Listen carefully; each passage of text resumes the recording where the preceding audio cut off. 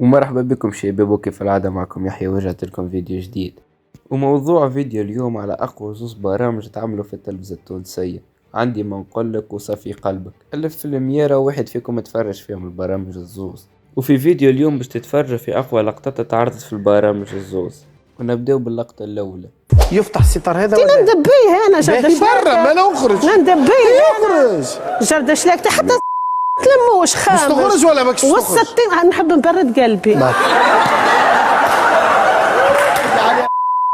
يا شايب يا اللي ماكش في عليك في عليك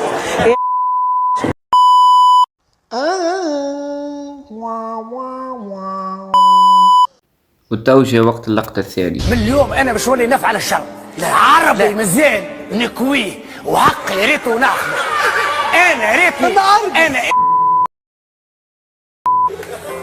حقي معاش وريتها نسمى نطبهن وحتى مش ناخذ مراه مره اخرى نعطيها طريحه قبل ما ناخذها والله العظيم لا كيد هم عظيم في النساء مراه مش انت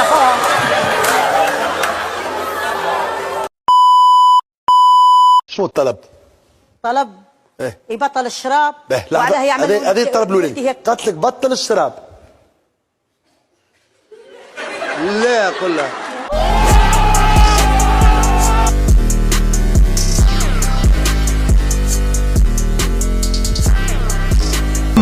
قصف جبهات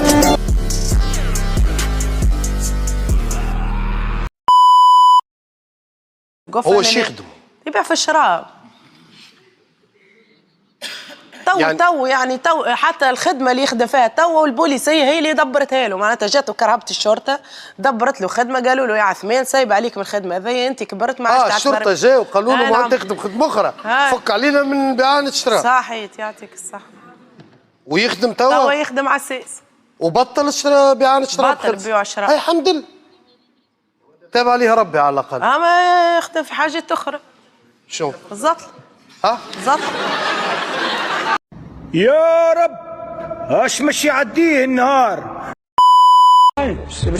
خميس بلاش على لحظة في العرس جبتك الدلاع قد شنو دلاع يا ولدي شنو دلاع يا راجل اسكت نخدم بالنهار رديتني نخدم بالنهار نخدم بالنهار شخاف يروحك عبد شخاف يروحك عبد هنا هزيتك راسك وجبت عيب واحد يخدم في النهار ثاني نخدم في النهار هاي تو شي على شبعت ولات بالنهار هنايا وما عنديش 25 مليون وما عنديش 10 ملايين هبلتني حل عليه الستار ولا؟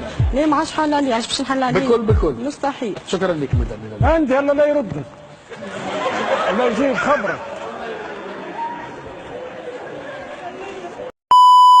وبهذا الشباب بنكون وصلنا لنهاية حلقتنا اليوم. وقبل ما تخرجوا من الفيديو ما تنساوش تجيموا الابوني، وبالاخص الابوني مخاطر الشين طايحة على الاخر الايامات هذيا. وكيف العادة كان معكم يحيى، وما تنساوش تجيموا الابوني.